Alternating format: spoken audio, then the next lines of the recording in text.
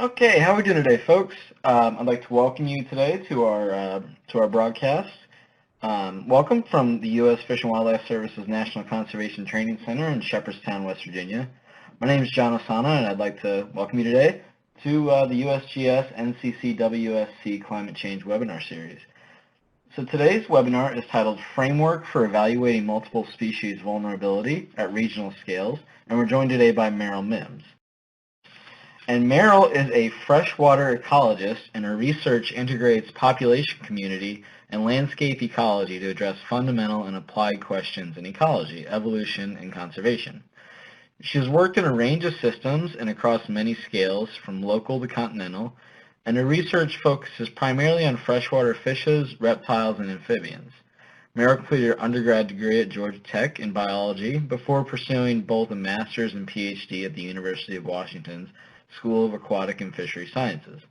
She completed her PhD in June 2015 and joined the USGS as a Mendenhall postdoctoral research fellow shortly thereafter. And she'll be joining the faculty of the biology department at Virginia Tech in January 2017. So Meryl, at this time, I will hand it over to you, and I'll actually go reset your slides for you. Thanks, John. All right, so while John's getting us back to slide number 1, I just want to start by thanking the National Climate Change and Wildlife Science Center for this opportunity and for making this webinar happen. I'd also like to begin by acknowledging my co-authors, Jason Dunham and David Pilliard with USGS, and Dee Dee Olson with the U.S. Forest Service. So the results I'm presenting today come from just over a year of work on this project, and we are starting to wrap up this first phase of the project. So I'm looking forward to sharing these with you, and thanks for listening in. So I want to start with a figure that may be familiar to many of you. This is from the Intergovernmental Panel on Climate Change in their 2014 report, and it summarizes how we might expect climate change to affect both global temperatures and precipitation. So on the top, there is an image looking at the change of average surface temperature expected over the next century under low greenhouse gas emission scenarios on the left and high greenhouse gas emission scenarios on the right. And then on the bottom is the expected change in precipitation. And although there remains considerable uncertainty in some regions regarding the magnitude and kind of the nature of those changes, what we know from recent work is that anywhere from 8 to 16% of species globally are threatened with extinction, depending on what that trajectory looks like. So this presents really a major challenge for conservation biologists, ecologists, and managers because we simply don't have enough resources or time to fully assess and plan for all of these species individually. So this has led to a major question and challenge in ecology and conservation biology, which is this question of what are the major drivers of species vulnerability to a changing climate? Are there generalities that we can make across species? And what are the limitations to those generalities? Where do these sort of rules break down? How do we assess many species at one time? And how do we assess poorly understood species? So before I get going into this, I just want to make sure that we're all on the same page and that I define vulnerability, as I'll be spending a lot of time talking about this and the components of vulnerability during this webinar. So vulnerability is often characterized as having these 3 dimensions of sensitivity, adaptive capacity, and exposure. And what we know is that species attributes or characteristics can really help inform both a species' sensitivity to a changing climate as well as their potential adaptive capacity. And when I talk about attributes, what I mean is anything from inherent traits or biological traits such as body size or maybe trophic position, as well as geographical characteristics like range size. So we know that these attributes can help inform vulnerability, and what that does for us is it offers us this pathway to start thinking about the vulnerability of many species at once. And that's because these attributes such as traits-based attributes or spatial attributes offer us a currency to kind of compare vulnerability across many species at one time. So there's two kind of current ways this is achieved. One is through traits-based approaches, which really evaluate the more biological or innate attributes of species, such as their life histories, morphology, and behavior. And there's also rarity-based approaches, which really focus more on sort of the spatial attributes of species. So things like range size, habitat sensitivity, or local population size. And based on decades of theoretical and empirical work and evidence across many scales and many different organisms, some of the generalizations we can make are that sensitive species tend to be later maturing, so these are kind of longer generation time, have lower fecundity, so fewer offspring, and then higher investment in those individual offspring. So that's sort of that traits-based generalizations. And then on the rarity side, we know that species that are more sensitive tend to be geographically rare, so often constrained to maybe one location or have few populations or small populations. And this is summed up really nicely in this 2014 paper by Pearson and colleagues. Here the authors use the simulation-based approach to look at factors that really contribute to extinction risk of species. And what they found, this is a nice figure from that paper, and it kind of delineates some of these major factors that contribute to extinction risk. And what they found is the top 8 factors contributing to extinction risk are really driven by these spatial and demographic traits. So what this figure shows is that both kind of these life history characteristics or demographic characteristics, which are shown in the red, and then these spatial characteristics shown in blue, really are major contributors to extinction risk. And what I want you to definitely see here is that the occupied area, which gets at range size, is quite large. And what's also interesting that they found is that there are strong interactions between these things as well. So in other words, these can kind of amplify one another to continue to contribute to that extinction risk. So these kind of trends are well known and are starting to really get incorporated into the literature and into studies evaluating species vulnerability to a changing climate. And what we know is that kind of the degree and nature of which they are incorporated is highly variable and can fall along this gradient of these kind of large extent, coarse-grained studies that incorporate many species at once to studies that may be smaller in extent, have a very fine grain or really detailed information, and focus on a single species. So if you think about these studies that fall on sort of the left side of that spectrum, here's one example by Lawler and colleagues where they looked at the climate impacts on amphibians for the entire Western Hemisphere. So in this study, they looked at over 400 species, and the grain size here was about a 50 by 50 kilometer grid cell, which in some cases can encompass even the entire range of some species. And they modeled how those ranges of species might shift in response to changing climate and looked at species turnover as well as many other metrics. So for this study, this is one that's a good example of a large-scale study with a coarse grain and range shifts with the primary metrics of range shift or range loss. And this kind of study really focused on that exposure component of vulnerability. And then on kind of the opposite end of this gradient are studies that focus on kind of single species at a smaller extent or finer grain size. And a framework for this type of study was proposed by Williams and colleagues in 2008. And I put this figure up because the graph on the right really is a really nice, well-done, comprehensive framework for assessing vulnerability of a species to climate change. But you can tell just by looking at it, there's a lot of different components that go into this, everything from physiology to species interactions to genetic composition of populations and diversity of these populations within a species. So this type of framework might be achievable for really well-studied species, but it's going to be more difficult to implement for species that are poorly understood, where we don't have a lot of that information. And so this presents kind of this logistical constraint and that's really based in this resource limitation and kind of inhibits this from being applied to all the species we might want to individually.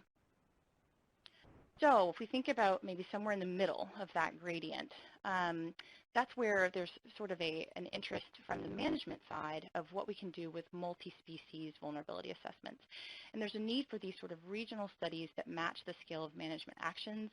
Often you can think about that as kind of state-level managers thinking about what to do and how to prioritize species. And these multi-species studies really give a lot of opportunities for things like facilitating regional prioritization, identifying challenges, so particular species that may be at risk or for which we may not know much about, and then highlighting opportunities, whether they're spatial or taxonomic species that are real opportunities for conservation. So one of the things that I'm interested in doing is thinking about not just one or the other of these two commonly applied approaches, so rarity-based approaches and traits-based approaches, but really combining them together for the application for these regional assessments. So that brings me to the objectives of this work, and that is, the first is to classify geographic rarity for the native ectothermic vertebrates of Oregon. So those are reptiles, amphibians, and freshwater fishes. And what we're going to be looking at is the effects of study extent, grain size, and data type on those rarity classifications. So I'll explain that in just a little bit.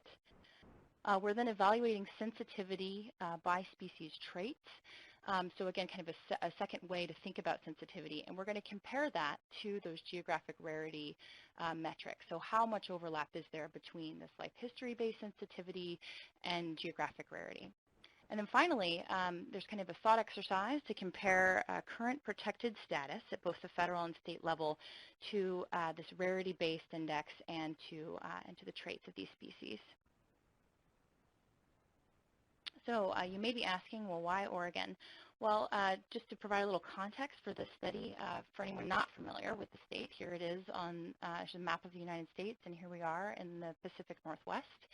And Oregon's really interesting because it is topographically really diverse, and it has a wide range of contemporary climate conditions with pretty high variability in annual temperature and precipitation. And Oregon also has quite a few native vertebrate ectotherms. So here are the counts for reptiles. There's about 30, amphibians 31, and fishes around 75. We've got kind of an estimate there because the taxonomy of many of Oregon's native fishes is not quite resolved. So it's sort of a shifting baseline there.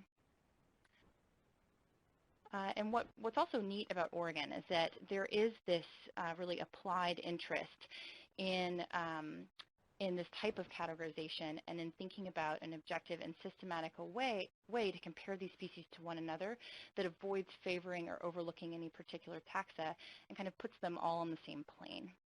So this is, we're working with Oregon Department of Fish and Wildlife on this analysis, and so it's neat to kind of have them involved in this as well. So our data types, just to kind of bring up to speed on what we're working with here, we use point occurrence data for our analyses, and these primarily came from museum specimen records available from VertNet, which is proven to be really a great resource. So VertNet is an NSF-sponsored online database. It's free, it's readily accessible, and it integrates over 170 museum collections throughout the world. So what we did is we first downloaded all data available from VertNet for freshwater fishes, reptiles, and amphibians in our study region. And then we went through this kind of flow chart of data quality assurance. We first, of course, had to have records that could be mapped, so we needed a locality information. We then looked at records between the years of 1930 and 2002 because that is what we were able to evaluate with our climate data. This also ensured that we had at least 30 years of climate data prior to any given observation.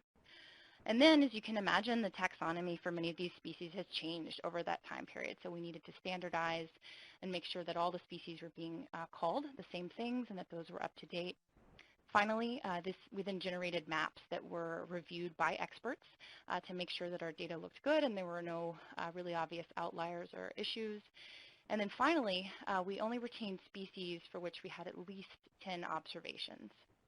So that's sort of the VertNet record, but you might imagine museum records don't in any way account for all of the data that are available. So what we were also fortunate to have and able to use were additional data sets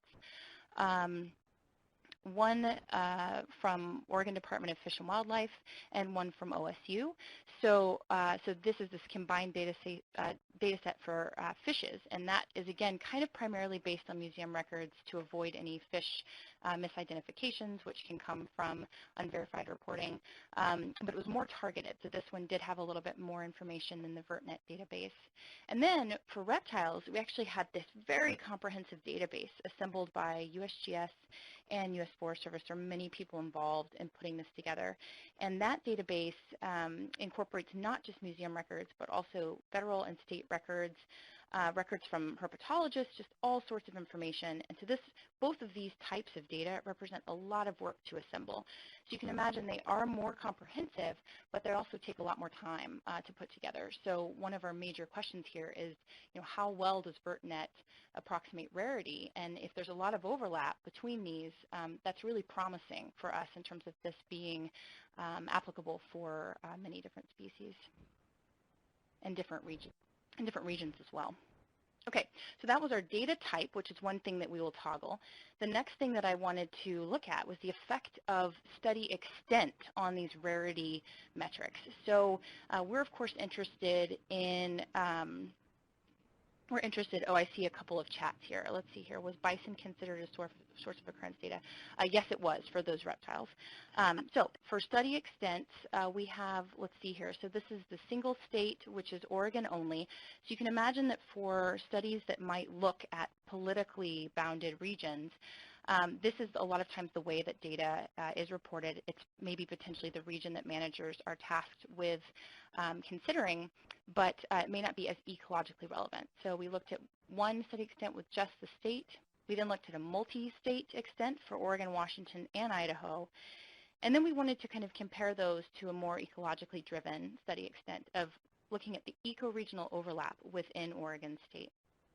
So just to kind of zoom in on that a little bit, here's the outline of Oregon, and here's these overlapping ecoregions. So you can see how, especially towards the south and kind of the southwestern corner of the state, and then also in the southeastern corner, if you use that political boundary, you're truncating quite a bit of those ecoregions.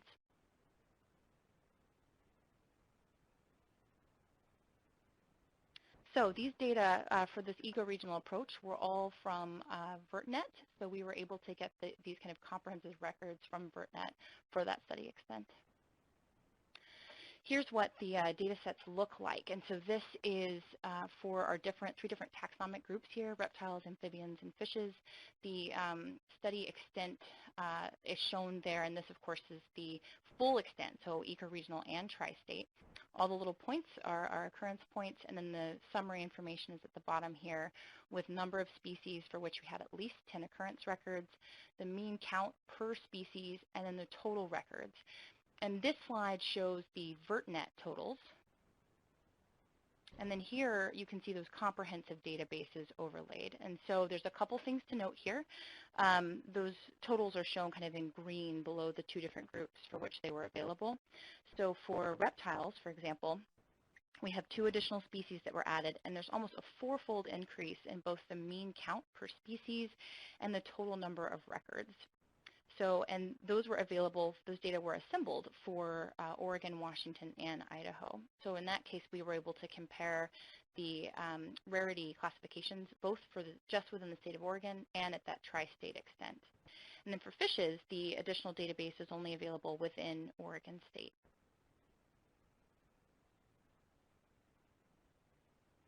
So the next thing that we had to do was assemble this geographic rarity index.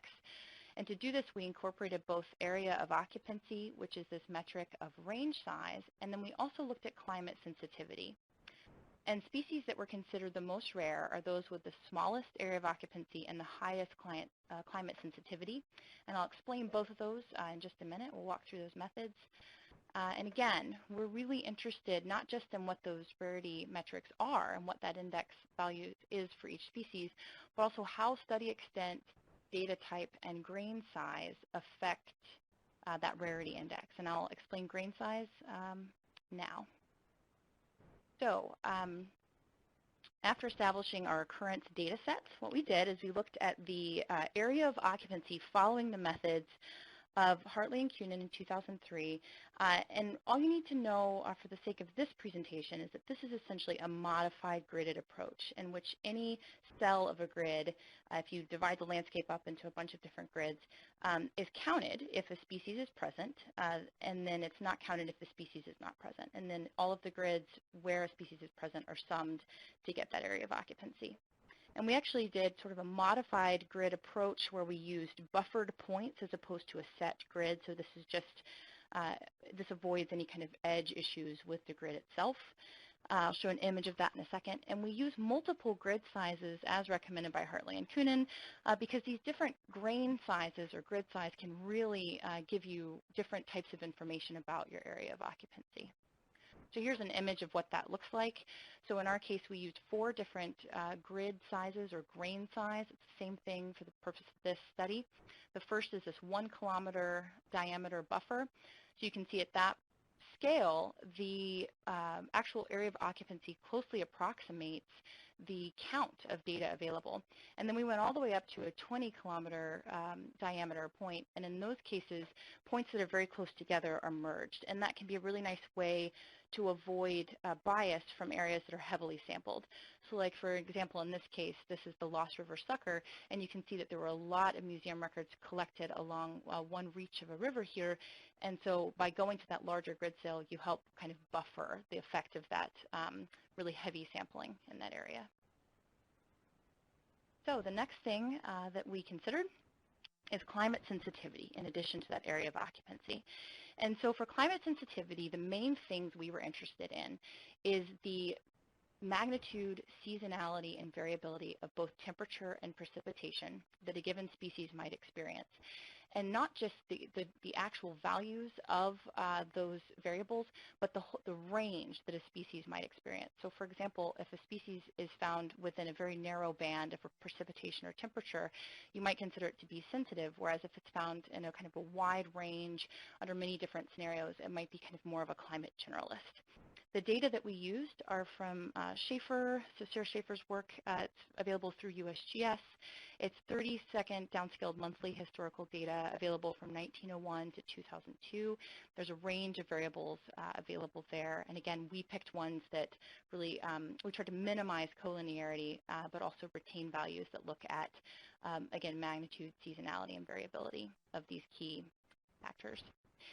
And to look at our climate sensitivity, this kind of aggregated index, we use those 102 years of climate data and the species area of occupancy, and we're basically able to extract the full range that any given species might experience over that time period.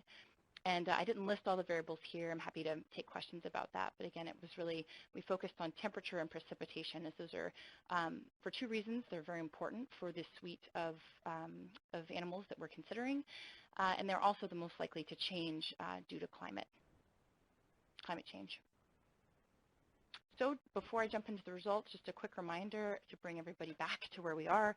So we looked at both area of occupancy, and then we looked at climate sensitivity of species. We aggregated those 2 to create this geographic rarity index, and we're evaluating the effects of study extent, data type, and grain size on those results. So here is the first of the results slide. So this is geographic rarity shown for each species is a dot here on these different plots.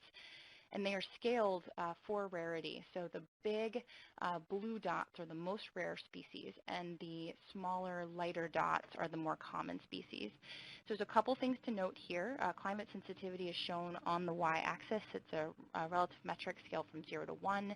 And area of occupancy is shown on the x-axis. And in this case, this reflects VertNet data at the ecoregional scale at a grain size of 10 kilometers squared. And so there's a few things that I noticed when I first looked at this, which are I find really interesting. The first is that climate sensitivity does appear to be constrained to some extent by area of occupancy, and that makes sense. I think as you go towards a bigger area of occupancy, habitat heterogeneity tends to increase. So that's not necessarily a surprising result.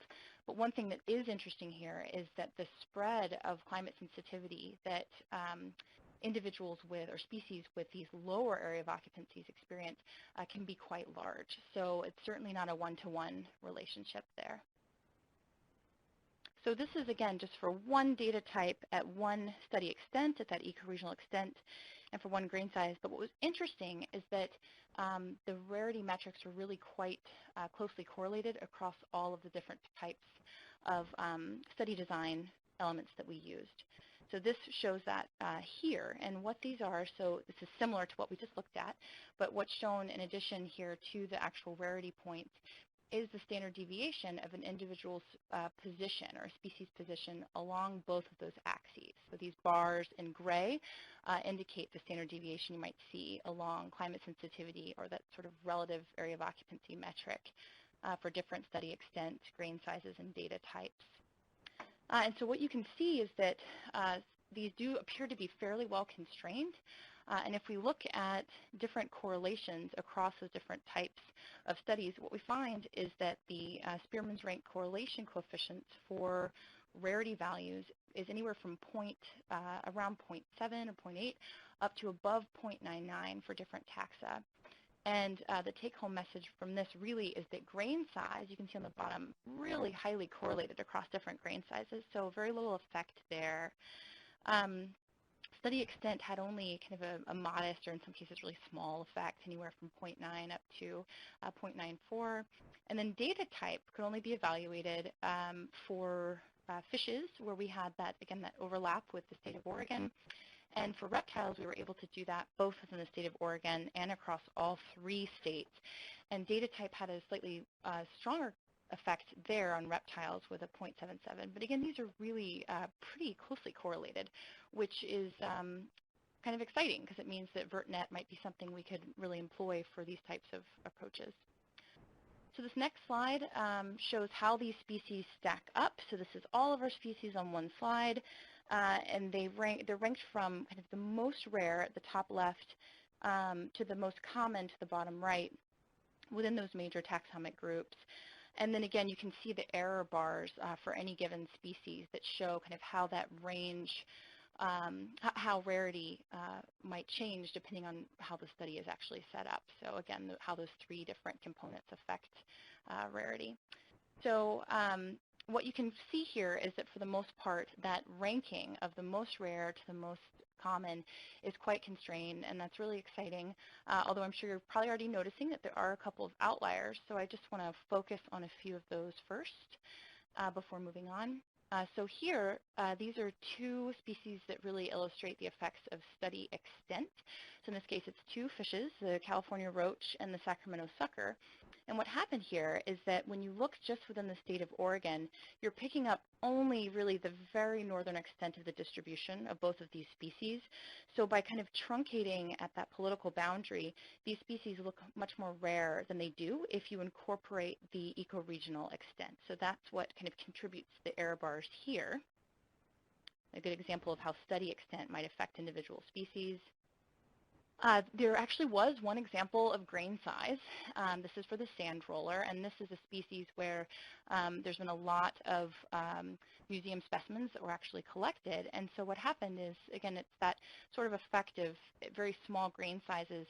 The species might actually look more common than they do when you go to that larger grain extent, where those individual records that are very close to one another become merged at that larger grain size. And then here are the effects of data source. So of course, in this case, the best examples come from reptiles, which is where we saw that effect for the most part. And so this is for the aquatic garter snake and the western pond turtle. And what happens here, just a kind of a quick reminder that that comprehensive data set from USGS and Forest Service incorporated many different kind of studies and sampling efforts. And so that includes a lot of samples that were taken for the western pond turtle that were incorporated into this. And then for aquatic garter snake, it's hard to say if they are overrepresented in VertNet or underrepresented in the comprehensive database. But the VertNet does tend to put them as more common, and that comprehensive database tends to shift them towards more rare. And in this case, I see a question here about the scale. That's a good question. Thank you. So these are scaled. This is a relative to one another. So and it's across all, in this case, all study extent, grain sizes. and data types. So it is relative. It's relative to one another, but it is a numeric scale. So I want to go over just some of our take-home messages here because I know it's a lot of information. What we basically found is that rarity rankings are generally robust to grain size, study extent, and data source. There's some variation there, though, and that's why kind of plotting them and looking at where those error bars are can help you identify species where there may be bias. We also found that incorporating multiple study extents and grain sizes might help identify species where that bias exists. I think this is also good evidence that VertNet might be a promising tool for these types of analyses or in regions where these comprehensive databases either don't exist yet or there may not be the funds or support to assemble them. VertNet may offer a nice surrogate. That said, there's one really important caveat, and that is that even with VertNet, there are species that fall through the cracks. So in this case, I've put up lists of amphibians, reptiles, and fishes for which there were only partial representation from the data. So that means that at one or more study extents or from one or more data types, these species, there were not the minimum number of 10 observations. And 10 is pretty liberal. That's really very few observations. So that's kind of interesting. And then for fishes, there are quite a few species where there was no representation at all. And so thinking about that, moving forward, there's a couple of things that are worth noting. The greatest number of species were represented in the ecoregional study extent. And so I would argue that that is an important thing to consider if you're looking to employ this type of approach at a state scale, to really go for more ecologically bounded study extents rather than the political boundaries, because it is ecologically meaningful. And in our case, it was the greatest number of species that were represented, and those two are, of course, correlated to each other. The other thing is that some species, whether they are recently described or for some other reason just have few museum records, are poorly represented or aren't represented at all. And this is going to be something to keep in mind because what we found, I didn't show the results here, but the number of museum records generally and the number of individual specimens that are getting deposited into museums is decreasing through time. So thinking about what other databases are out there that can help kind of fill that gap is going to be really important. So that brings me to kind of the next part of this, which is looking at the life histories of some of these species and thinking about whether or not vulnerability or sensitivity that's based in these life history strategies is related to geographic rarity. So to look at this, we evaluated those relationships both sort of qualitatively by looking at key life history traits and comparing that to rarity using a multivariate approach or principal coordinate analysis, and I'll show you those results in just a minute. And then we also combined all taxa together to increase our statistical power, and then performed a classification and regression tree to look at how well not just the life history traits predict geographic rarity, but how well primary habitat association and taxonomy play in as well. So our goal with this part of the study was to really think about measurable, comparable traits that reduce the need for sort of relative or categorical metrics across species.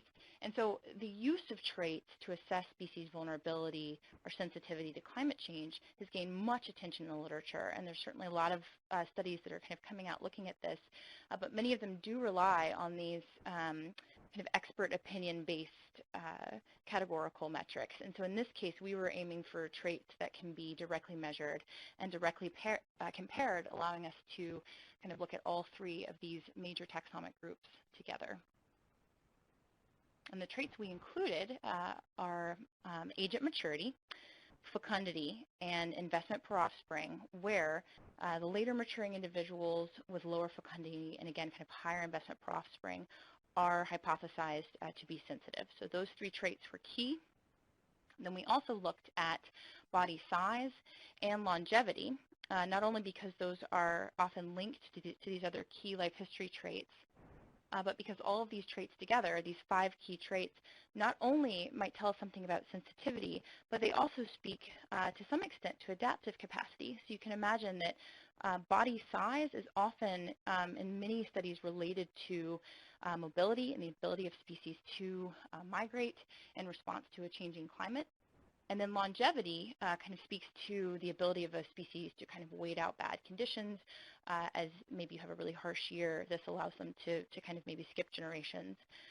So this traits-based approach may actually be addressing 2 components of vulnerability. So here's one of our, the first results slide here from the traits-based work, and just to make sure everybody's on the same page, this is for reptiles.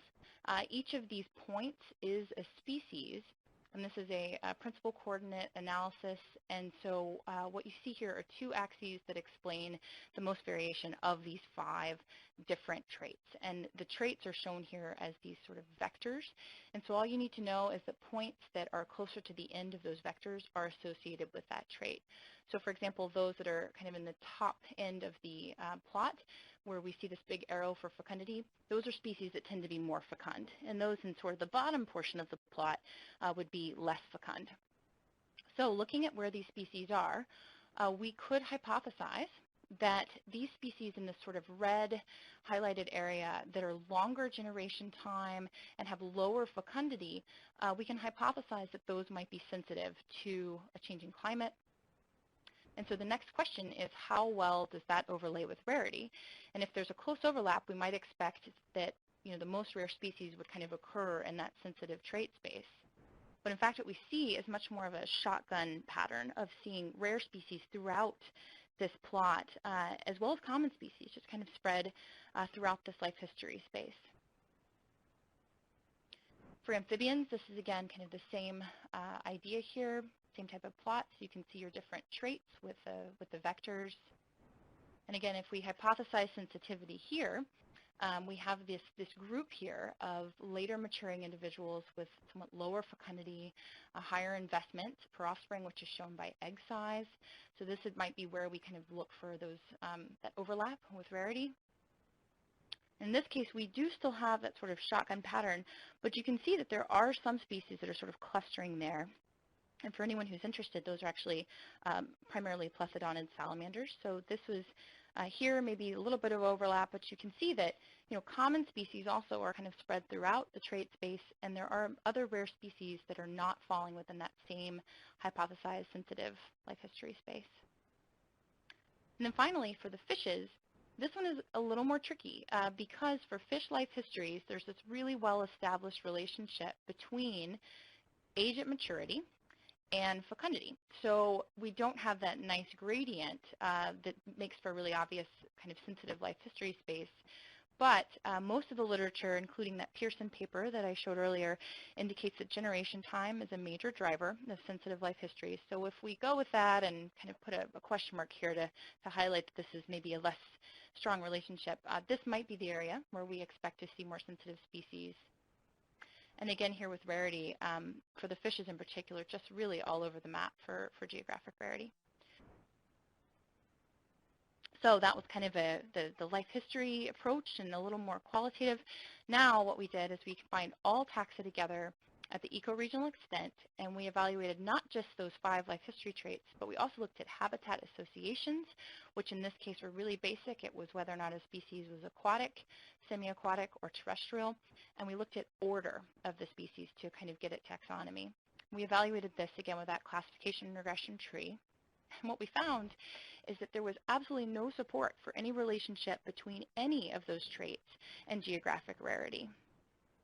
For anyone who's interested, the way that we knew that was that our cross-validated standard error increased with tree size for every combination of variables that we examined. So here's to visualize that so you can kind of get a look at it for yourself. Here is that sort of taxonomy component, so order on the bottom across the y-axis, and then rarity on the x-axis, excuse me, and then rarity on the y-axis. And so you can see, there is some variation between some of the groups, but none of this was statistically significant, and it didn't come out as a good predictor of rarity. And then finally, here's that really simple kind of habitat metric here of aquatic, semi-aquatic, and terrestrial, and rarity. And you can see that not only is there no real strong significant difference here, but there's quite a range of rarity values for some of these different groups. So what this really kind of tells us is if we're thinking about these rarity-based approaches and traits-based approaches, one of the major questions is, how much overlap is there between these two approaches? Are they telling us the same things or different things? And what I think we're really starting to see is that for these organisms at this regional scale, they're really much more complementary than they are overlapping or redundant. So although we can't use one to predict the other, they may be telling us, giving us more information combined, which again is very much in line with what Pearson and colleagues found, that these two interact with each other, and that these approaches really provide complementary information and may be describing different components of vulnerability. So the last thing that I want to show you before we wrap this up and I take any questions is just looking at how these rarity metrics, particularly geographic rarity, stacks up to federal status and state status. So I'm going to come back to a plot that, and again, so what we're trying to do here, of course, is highlight geographically rare species that might be getting overlooked for any number of reasons. It's important to note here, before I show you these results, this is really more about sensitivity. This does not include exposure. So of course, there's only one part of the puzzle here, but there's still important information to be gained, particularly, again, for those species that are geographically really rare and that are currently not protected. So first, I want to start with the federal list. So these are under ESA. So you can see here at the top, I'm going to show by species whether they're endangered, threatened, or a species of concern. And there's also going to be a marker for species for which subspecies variation is considered. So these could include distinct population segments or evolutionarily significant units. So here's what this looks like. A couple of things to kind of note here. So you can see there's quite a bit of spread. There are geographically rare species that are not listed across all three of these major taxonomic groups, particularly reptiles. And then there are quite a few common species that do have some protection. But again, as you get farther down that list, you're really seeing these species. It's particularly obvious for the fishes that these are at that subspecies level, that protection is being granted. So this is for the federal level. And then here I want to show you the state level. So that these are listed either as critical or vulnerable by ODFW. And here again is that list. So you can see kind of a wide range here. And again, kind of the farther down the list you go, for most of these species, there is some subspecies variation that starts to come in. So that's one way to look at that. This is kind of on the individual species level. And I also wanted to look at overall. So this is the rarity on the y-axis, and this is at the federal or state level. And this is for, again, each one of those categories on the y-axis. And the species that, just based on this kind of broad approach that we may want to first look at, are those that are kind of falling in this area, high rarity, but not listed for whatever the reason might be. So to think about that and put this stuff into context, one thing that we did see just by this kind of thought exercise here is that it does appear there are some geographically rare species that may be overlooked or not listed for any number of reasons. We'll get to those in a second.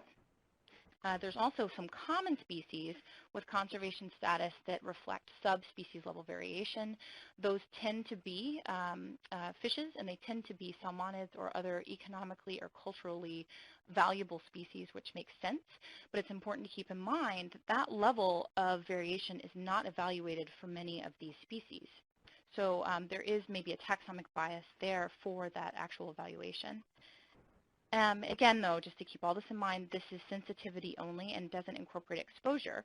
So for some of those species that appear to be more common, but that perhaps are listed, that could be because there's an exposure component that's not getting picked up in the sensitivity piece of the vulnerability.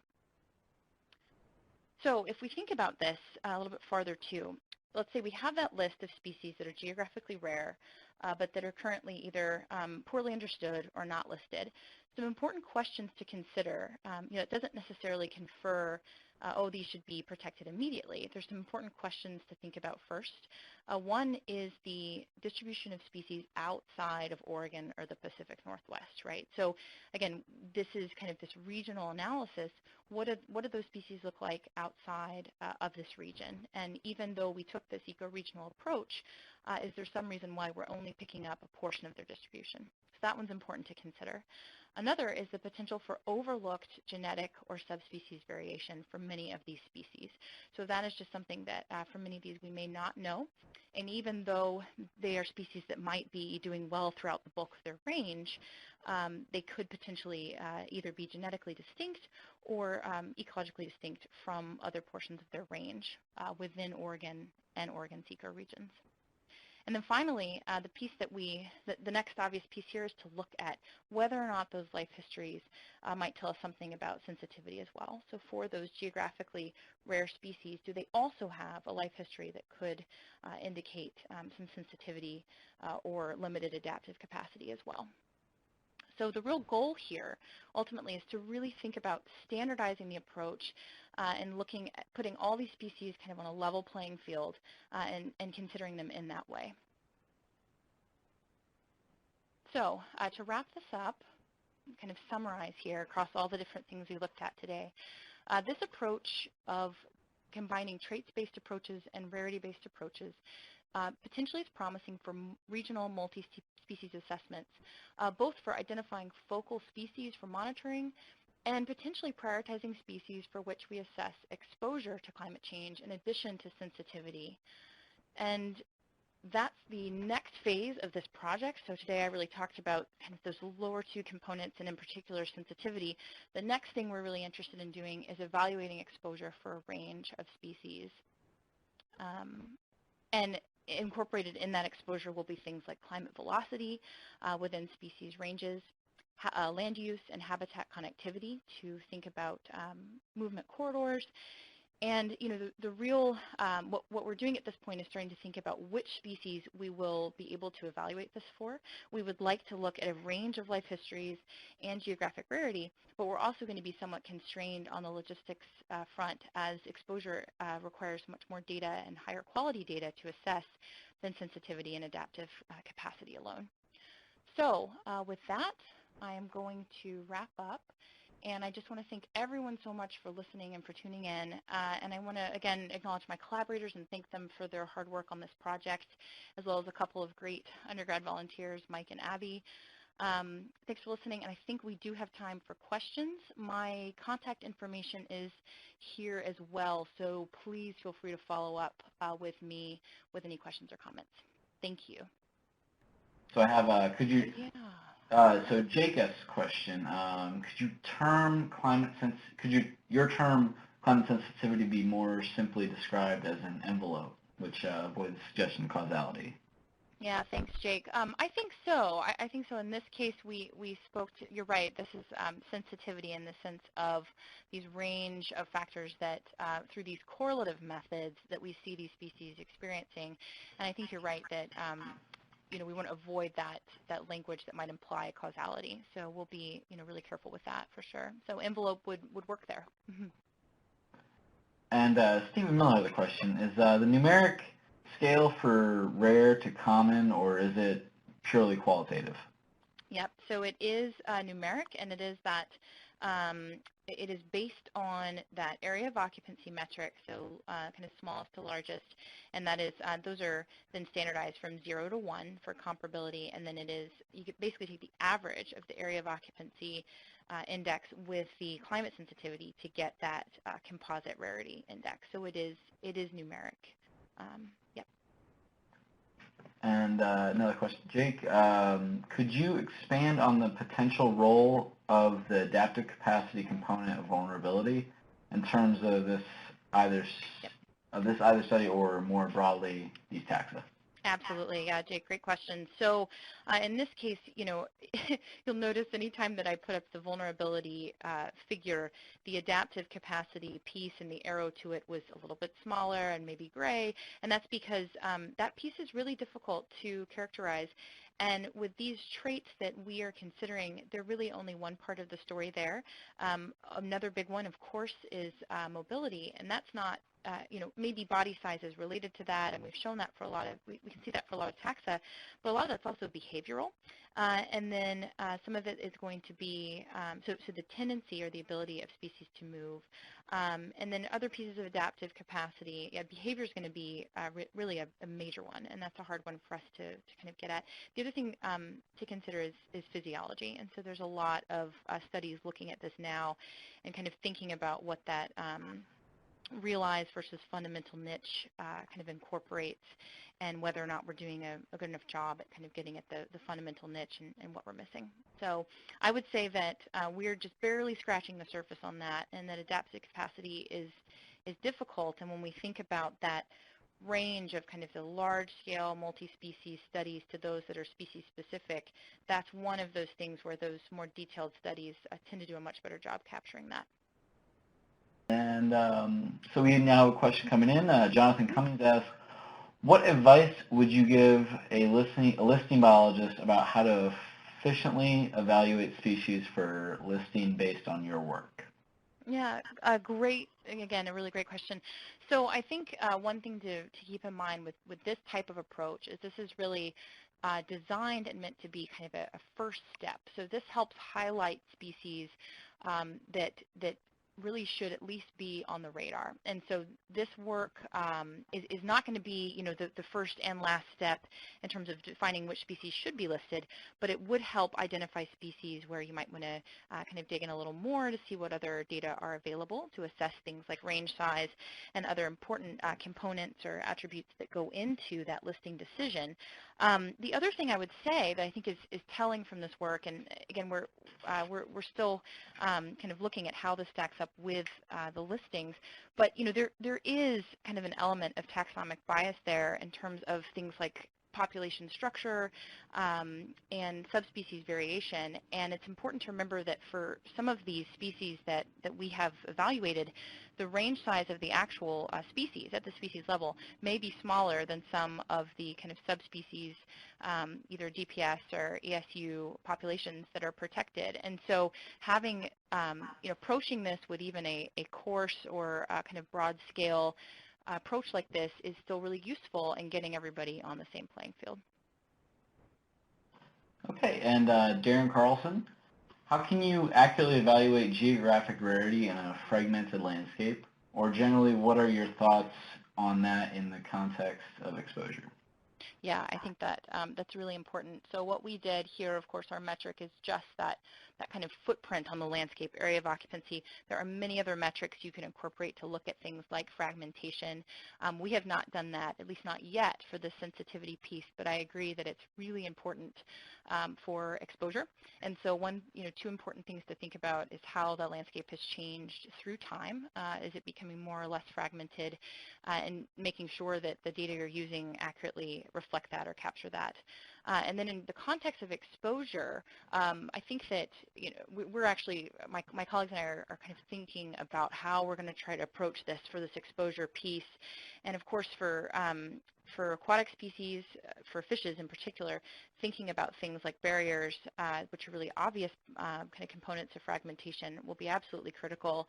And then for terrestrial species, there are all kinds of approaches like thinking about landscape resistance or other kind of major factors that are known to inhibit movement. And that's going to be really key when evaluating how these species are, how ranges might shift and where they might be limited. So. But yeah, in terms of fragmentation, we did not explicitly incorporate that. We didn't, with the data that we have, we tried to kind of keep a broad, as assumption-free approach as we could, but I do think it's important. So thanks. Thanks, Darren. Thank you.